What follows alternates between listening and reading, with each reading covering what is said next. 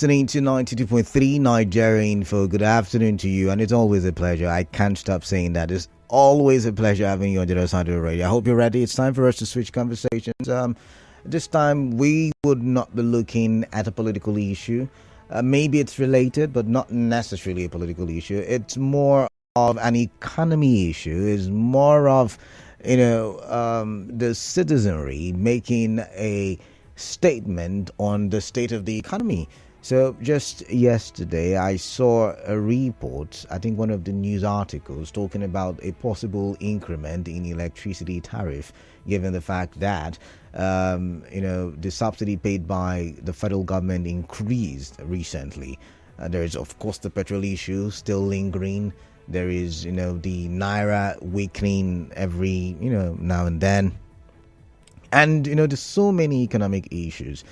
And October the 1st, we saw some Nigerians take to the streets saying, "End bad governance." That's what they said, right?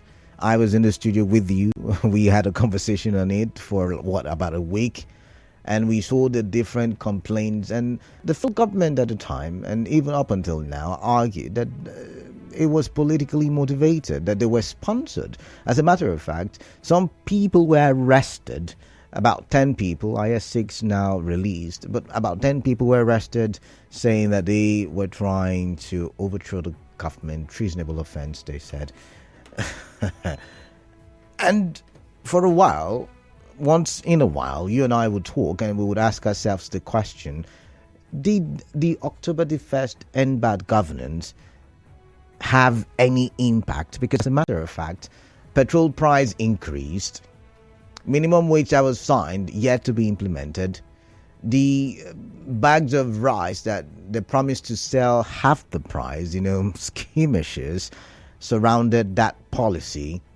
So many other things that they promised that that they are yet to implement. For instance, the removal of tax on certain imported food items. All of these things are still in the offing, so to say. And so join me to have a conversation is someone who says that, he's part of a group of people who say that they will be back on the streets October the 1st. Well, you know what the saying is, that to get to where you want to get to, you must understand where you're coming from. So joining me on the show is Adeyemi Ademola, who is the Organiser, TakeItBack movement here in Rivers State. You're welcome on the show. Good afternoon to you. Good afternoon, Kalada. Please come straight to the mic. So good afternoon, Kalada Dakuru. It's Kala Dakuru, actually. Kala Dakuru Batubo. Yes, that's my name. My name is Comr Adeyemi Solomon Ademola, and I'm the Organiser, TakeItBack movement, Rivers State chapter. Okay, so I wonder what you're taking back now that you have said you're going on the streets on the 1st of October, which, by the way, is next week. What is the motive behind that October the 1st protest, given the fact that the federal government says it is politically motivated? Yeah, it's a Nigerian thing when they know they are failing. When they know they are failures, they look for who to throw the blames. TakeItBack movement is not a political thing. TakeItBack movement has nothing to do with political sponsorship. TakeItBack movement is a group of the youths that are not satisfied with the attitude and the behavior of the federal government, of our political leaders. So TakeItBack movement will be on the street again on the 1st of October. We were on the street in August, and they felt it was a joke. But this time around, we will occupy everywhere of the street, everywhere, all over Nigeria, not just Rivers State. We will be on the street in Lagos. We'll be on the street in Bayelsa. We'll be on the street in Abuja. We'll be on the street in Borno State. We'll be on the street in Kano State. We'll be on the old 36 state, Abuja, and every other state. TakeItBack will be on the streets to demand back what belongs to us. What we're asking for is very, very simple and very, very easy for the government to do. But because criminality and corruption is the order of the day in Nigeria, criminality is the order of the day. Intimidation is the order of the day. Oppression is the order of the day. Suppression is the end of the day. All they do is, instead of them to come and listen to the youth, listen to the people that voted them in, even though we know we did not vote them in, they forced themselves into power. And that's an argument, but INEC did release the results, and the Supreme Court said it's a Nigerian thing, but we know the truth. And because we did not elect them, they forced themselves into power. All they do is now to suppress the masses.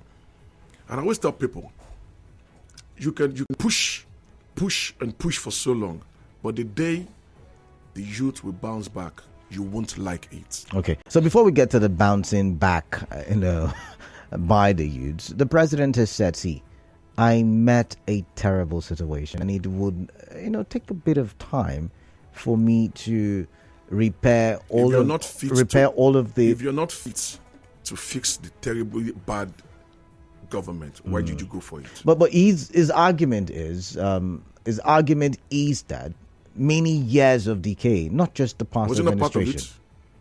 Was he not part of it? This man has been in power since Abacha regime. The president has been in power since Abacha regime. No, but the stories we have is that he fought the Abacha regime. He fought the Abacha's regime. And when Abacha came from, what did he do? He went on exile. He ran away. So when I see people saying the president fought, the president did this, they're all lies. Do you know a true fighter? One that stands and fights till the end without running away. And one person that I know that stood and fought is Comrade Sowore Omoyele. He was arrested by the military regime. Same thing with Fela Nicola Pokuti. They stood back and they fought it to the end. Ojukwu ran away. Tini ran away. So they should not talk. They should not mention some certain things. But that's a story for another day. The president came into office. Yes, you met a bastardized economy. You promised heaven and earth they're going to fix it. You got into power. What was the first thing you did? You removed subsidy. Removing subsidy was not the issue. But if you're taking away something, you should bring in something to stabilize everything. You pulled it out. Now everything in the market keeps skyrocketing by the day, and the salary is not increasing. School just resumed 2 weeks ago. So many parents are withdrawing their children from school. So many parents. They've like my children's school. My daughter was telling me that some of our classmates no longer come to school. I know why they can't come to school. Because some parents now can't even afford the normal transportation to take their kids to school. Is that the country we should live in? This country is so rich in so many natural resources that we are not supposed to be poor and broke. But I remember a statement by the president while he was in China that sacrifices are needed for the country to get to where it wants to go. You don't just do sacrifices. You balance things. You don't just come and pull out something. If you're pulling out something, you're pulling out something for your selfish interest. Are you considering the poor masses? See, there are things you do, you have to think twice before doing them. Okay. Subsidy, I guess, that's what you're pointing at. That thing was not the right... When they pulled it out, wasn't the right time to pull it out. But the government said, and they are still insisting, they did not have the money to pay for subsidy. They don't have the money to pay for subsidy, but they have money to buy private jets. They have money to buy private jet. They have money to buy yacht. They have money to do lavish parties, but you don't have money to pay for subsidy. Who is deceiving who? Who is lying to who? Who is deceiving who? Is lying to who? See, let me tell you something. We are not dummies in this country. We are not fools. Some of us are well read. Some of us are well schooled. We know what is happening in this country. We know what comes in and what goes out. We are suffering in this country. Nigerians are suffering. The masses are suffering. People barely eat. Our sisters are now prostitutes. A lot of them are now prostitutes. Is that the kind of life we want to live? In a country blessed with so many things? Now let me tell you something. There's a natural resources called californium. A gram of californium is $27 million. Do you know why it's in Nigeria? Google it after now. A gram of californium is $27 million. Times $27 million into dollar. Let's use 1,600 naira. We're talking about over 40-something billion naira. And we have it in Borno State. Californium alone can take care of Nigeria comfortably. Californium alone can fix Nigeria comfortably. But where's the californium today? Is anybody mining it legally? Okay, no. Let's go back to your demands. What are the demands? Because our demands is very simple. We are demanding very simple thing. Give us good life, good welfare, good health care, good school, good judiciary system, good policing. So let's take it one by one. Good healthcare. Yes. Good education. Yes. Good policing. Yes. What else again have you Good mentioned? judiciary system. Good judiciary. What else? Good life. Break it down. When you say good life in terms of good food, food security, welfare of everybody in this country. But do you think, I mean, looking at developed countries in the world, do you think the government are able to do all of these things without the citizenry participating? And I'm going somewhere. For instance, for proper healthcare in certain European countries, the citizens have to pay massively for it. Sometimes they pay very expensive amounts. For good roads and good things, the citizens have to contribute via taxes, huge taxes. Do you think Nigerians are not being patient? Let me disagree with you there. While not paying for what they demand. Let me disagree with you there. All right, let's listen to you. The Western world is where they are today because all that made them or that makes them what they are and who they are is gotten from Africa and gotten from Nigeria. Everything you see about the Western world, showing good life and every other thing, is gotten from Nigeria. It's gotten from Africa. The day Africa realized themselves and invest in their natural resources, I bet you nobody will want to travel abroad. Rather, they will want to come down to Nigeria. I'm talking about being patient. Why it is being implemented? You can only be patient if you trust your leader. You can only be patient if you trust those in office, the government officials. When I don't trust you, I should be patient with you.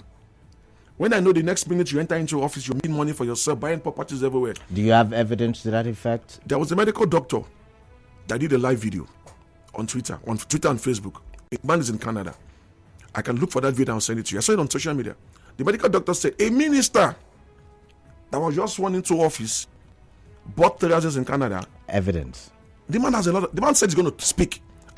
Speaking is not evidence. I will put the link and send to you. Yet again, the live stream does not make that evidence. No. See. It's an allegation. There are people that don't just come out and talk. Once again, it's allegation at best. If you want the fact, he will give you the fact. Okay. He said it. That if the person is going to deny it, he's going to bring evidences. Until today, nobody has called that man for questioning, to ask him to give them the evidence. That is the Nigeria we live in. In Nigeria, where you speak, they use the DSS to go for you. Okay, so I want to make a quick correction because I've just Googled it. Yes, we do have californium in beats, but not in large quantities, like you've mentioned. Check it because again. I'm checking. It's once again in my front. Now, what we have is what people use for research. What we have is what people use for research. We have a large deposit of californium in Borno State. But I mean, I'm yet to see the record of it. The Google you're going through, somebody like it's a human being like you and I. Yeah. That's writing what that just wrote what you saw there. Actually, I went through a research. I'm going through a research. Now article. go down, deep down. I mean, there is the allegation by is it Mustafa? But I mean, apart from that, there is not much. And you think a man like Mustafa, a great man like Mustafa, will just come on national TV and tell lies? You think such person will just come out and tell lies? There are persons that when they speak, you must believe them. And Hamza Mustafa is one of them. Okay. All right. We do have a commercial break. When we do come back, I would be asking you the question, what's that one thing that the government would do or promise that would stop the protest from happening? The government cannot stop the protest. When we come back from the government cannot stop our protest come 1st October 2020. Nobody can stop our protest. So if the government meets your demands, you would not shelve the protest? They cannot meet our demands in less than 6 days. Why do you think so? Because our demands are larger than what I just said here today. All right. You tell us more about the demands then. Let's go for a quick commercial break.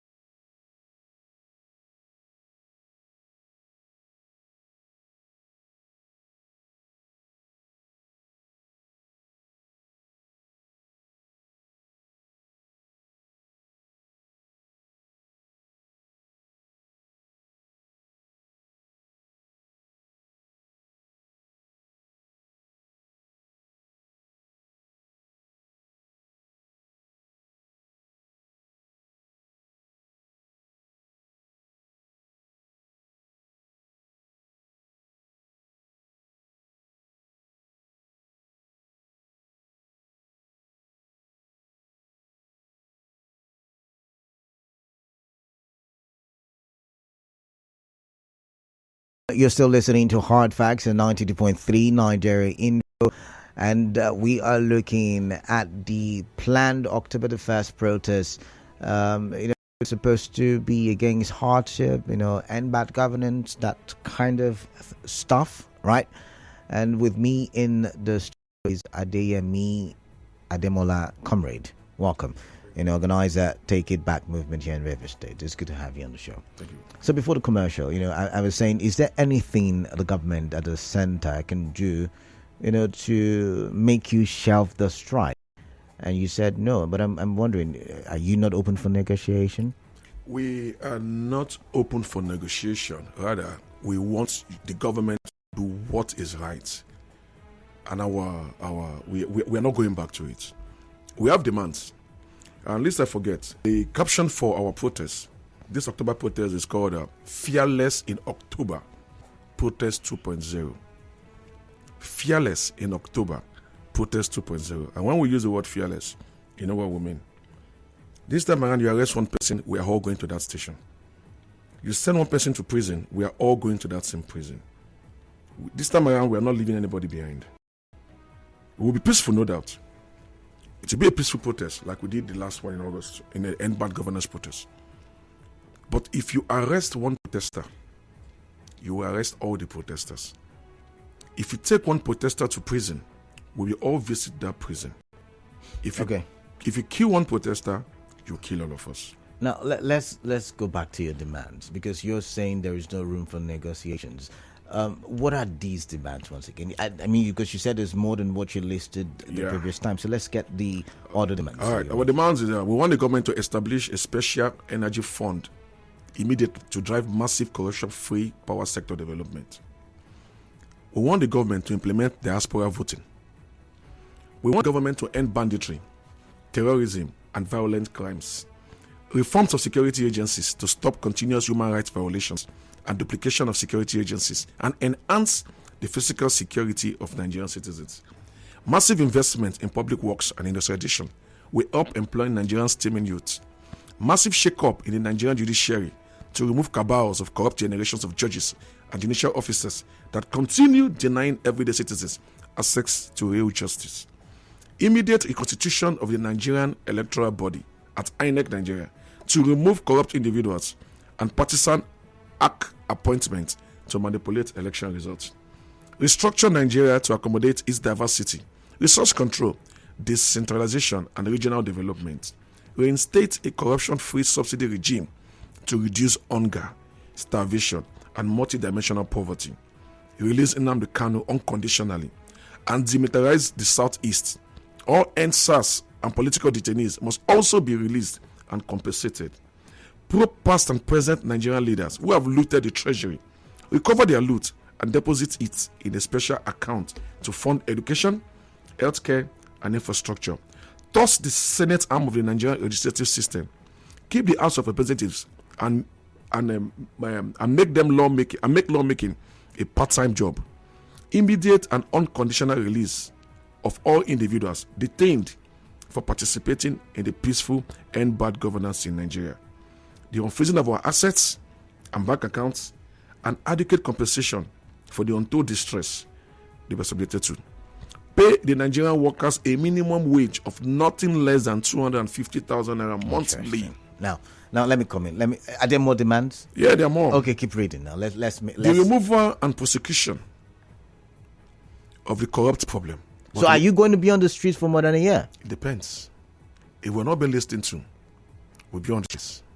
If we're not being listened to, we'll be on the streets. Have you taken account as to the impact on the economy, the already hailing economy? The impact that is facing us already, is it good? But once again, the argument is this is the sacrifice that we've got to make. I mean, the president said, fasten your economy belt. If there's no sacrifice, things will never get better. There must be sacrifices. Sacrifices must be made for things to be better. So what about waiting for the next election cycle? We have been waiting. We did not see anything. So what makes you feel the next one will be better than this one? Recalling your representatives. Does it work in Nigeria? It should work. And that is why and that is our demand is part of this. That's part of our demand, that the INEC should be scrapped or if not corrupt, the corrupt officials there should be removed. So now looking at your demands, I can't help but think of the federal government's allegation that the protesters have got political sponsors who are not happy with the government. They have their intelligence chiefs. They have the intelligence unit. If they are sponsors to our protest, they should call them out. They should go for the sponsors now. All they are doing is just to buy time and tell lies, because all they've been doing to us is tell lies. But don't you think your demands are quite extraordinary? What are we demanding for? For instance, extraordinary. These are the basic things that the country should have. I agree. I mean, I do agree with that. Okay. But for instance, to remove a judge, it has to go through a constitutional process. To scrap the House of Representatives, it has to go through a constitutional process. I'm going somewhere. To remove, in your words, corrupt police chiefs, it has to go through a constitutional process. To probe past leaders who have, looted the country, it has to go through a court process. Nnamdi Kanu is in court. The Supreme Court has said he should face his suit in court. It has to go through a legal process. I could go on and on and on.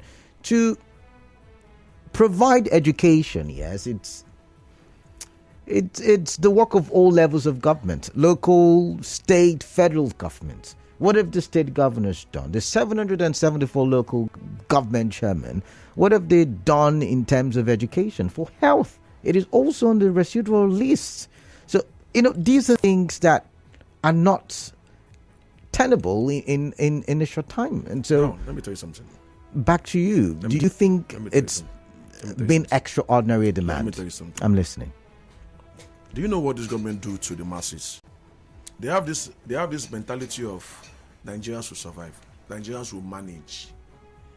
And because the Nigerian will manage mentality thing, Nigeria can always survive it.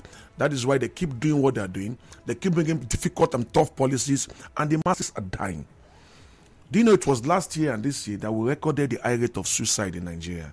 Do you have the facts? It's all over the internet now. I would need people jump from the bridge and jump into the water. But you wouldn't. So many were saved. You wouldn't say the highest. So many saved. You wouldn't say the highest. Some just go to the house, put up a rope, and they kill themselves. Okay. Why? Anyways, because of poverty. Okay. Do you know how much for a cup of Gary now? Do you know how much for a cup of Gary now? Do you know that 10 naira cannot buy a biscuit anymore? 10 naira cannot buy biscuit for our kids anymore. They want to buy biscuit now is for 60 naira. I bought a rubber of Gary for 3.5, by the way. A rubber of Gary for 3.5. Yeah. How much were you buying it before now? It was less than 500 naira. A rubber? Before now, it was less than 500 okay. naira. All right, before now. A custard rubber of rice is 10,000 plus. Beans is almost 12,000 naira. How much is our salary? How much do we earn in a month?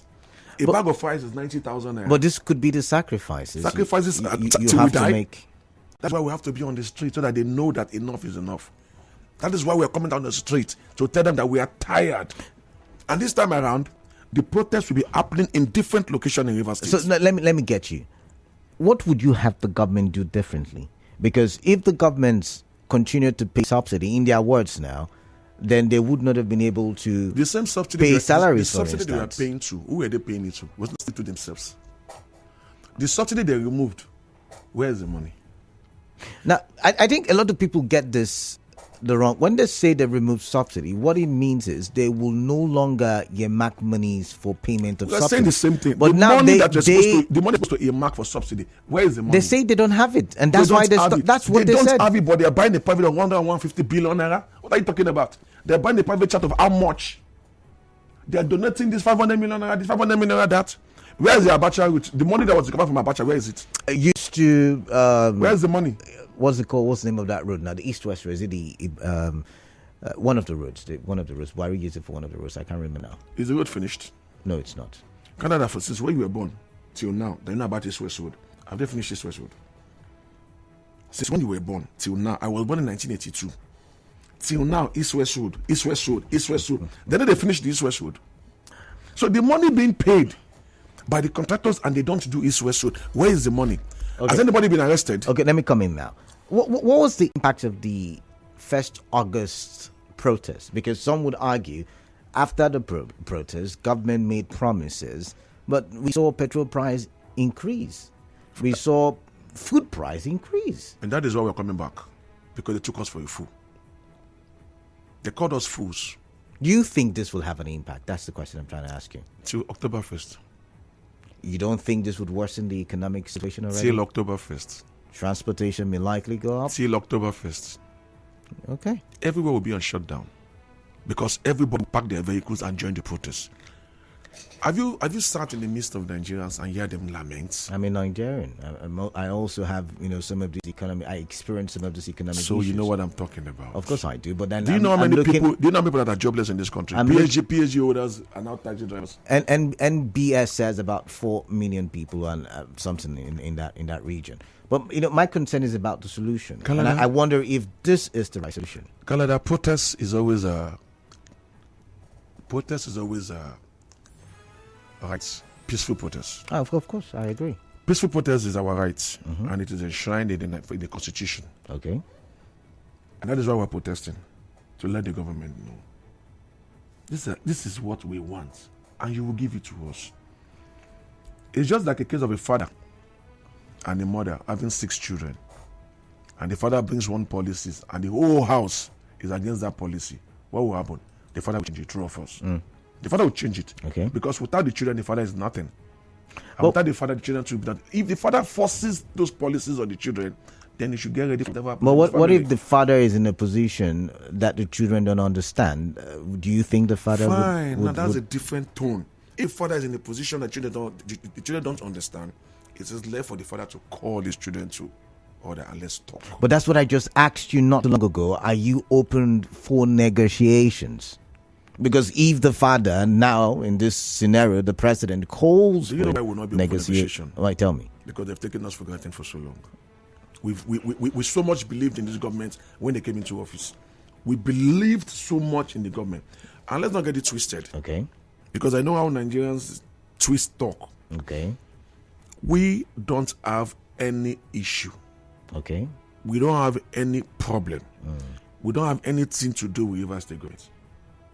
Let me state it clearly. So the protest is not against the Rivers State government? No. But some of the things you demanded are, once again, either on the residual or the concurrent list when you look at the Constitution. Majority of what I just listed has to do with the federal government, not state government. Education, concurrent or residual. We have good education in Rivers State. Sorry? We have good education in Rivers State. Interesting, okay. We do. Okay, so the education is at the federal level, correct me if I'm wrong. We're talking about the education at the federal level. Okay. Are you aware of what's happening in University of Ibadan now? Tell me about it. There's a serious riot going on there. A serious riot going on in University of Ibadan. That the school is under lock and key now. And so many students have been arrested. Okay. Why? Increment of school fees. You increase the school fees when parents are struggling to survive. Civil servants find it difficult to even feed. Civil servants find it difficult to feed. It's not fair. Parents are not for school fees.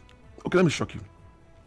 Whenever I like my children's school uniform, when I buy 3 pairs. I always buy their uniform in 3 pairs. Do you know that I had to give out 2 pairs when I took them to school, and I saw the uniform a child wore to school? I was touched. The next day I was taking my child to school, I packaged one of their uniform to give to that child. If that father has the money, he won't love to see his child in that situation. Okay. So the protest is solely against the federal government? Solely against the federal government. Against the federal government. And let me also state it here clearly that we will obstruct federal government's businesses. But that can be seen as illegal. It's not illegal because we'll be protesting in federal parastatals in the states.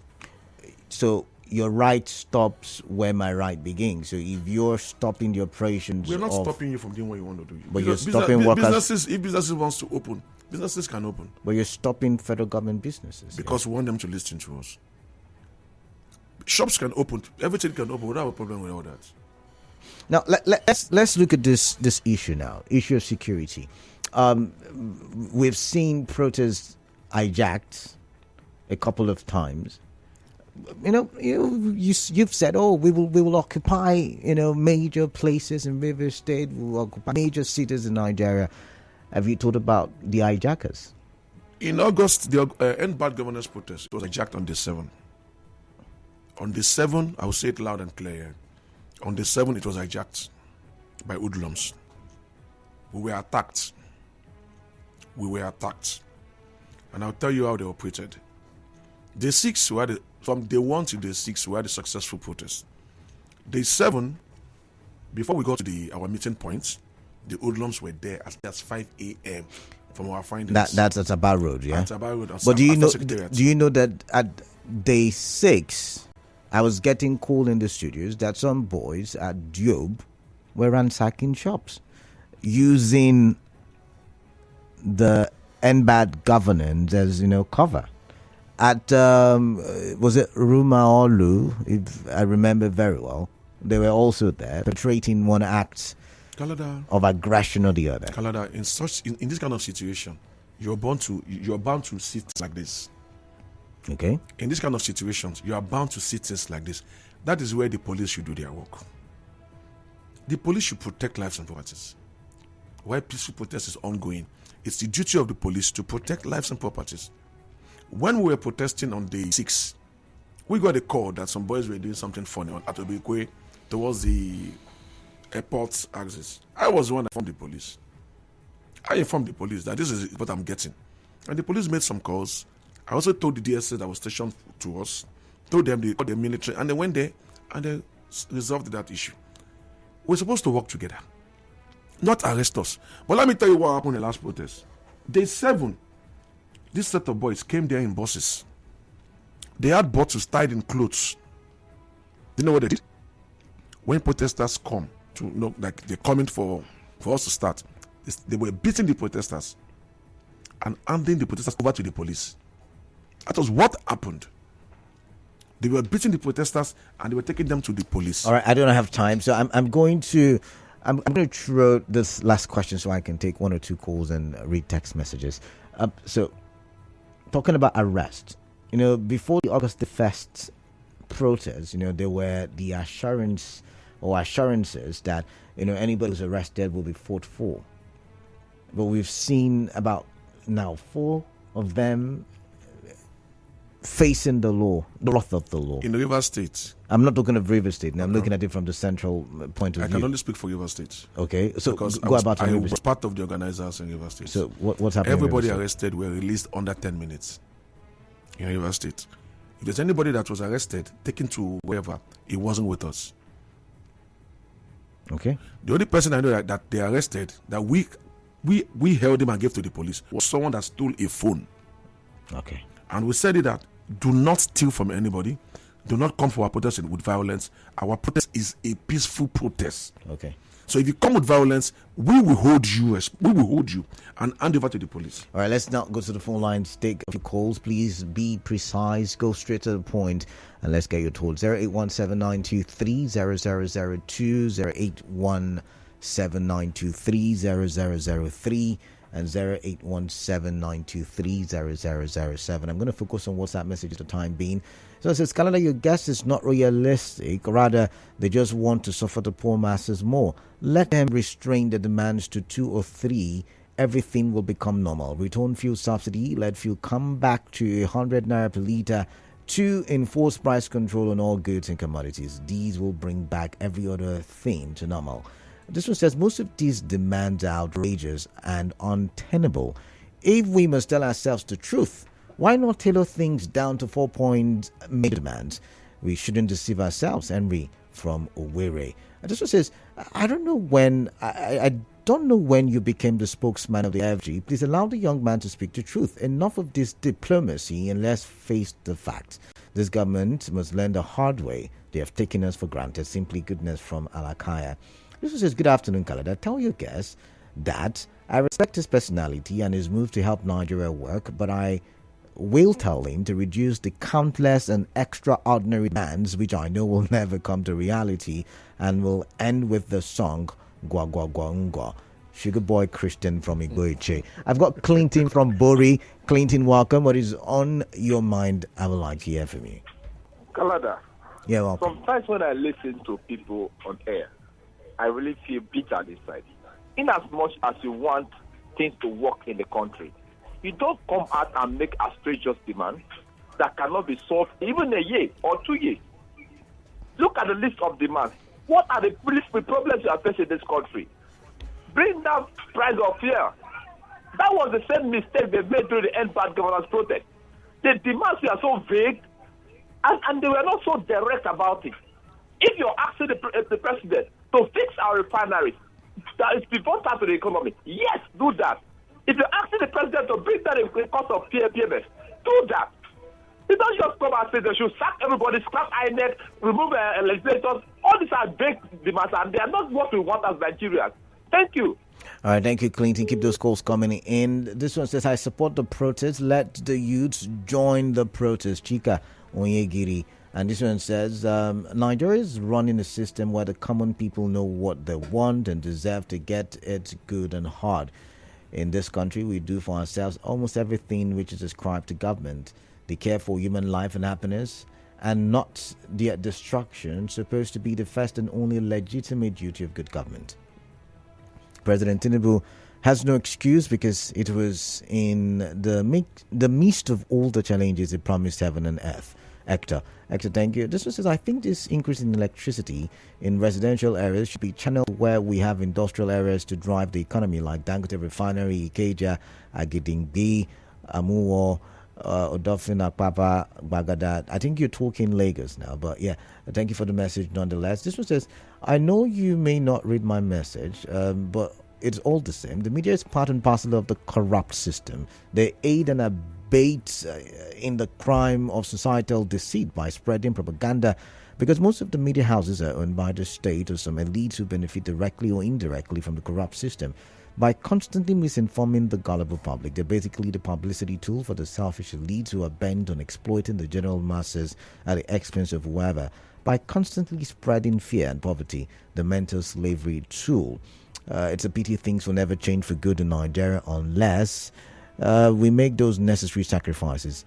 All right, Adaya Port Harcourt, thank you. But I'm going to listen to Leighton Barry. Leighton Barry, tell me your thoughts. I'd like to hear from you. Yeah, good evening, Canada, and good evening to the resource person. All right, quickly. Yeah, I've listened to him very clear. Yes, it's a very good idea. I support the idea of the protest if it is peaceful or well organized. But my problem is that there are some things you begin to add into your demand which I am not satisfied with. For instance, it's supposed to be 3 or 4 things. Those other ones will take care of itself. Okay. If we can depend our interest on our refinery working with the price of petrol of 100 naira or 150 is okay. The devaluation of our naira is quite very important. It's one of the problems we are having in the product what we are producing in Nigeria or what we import.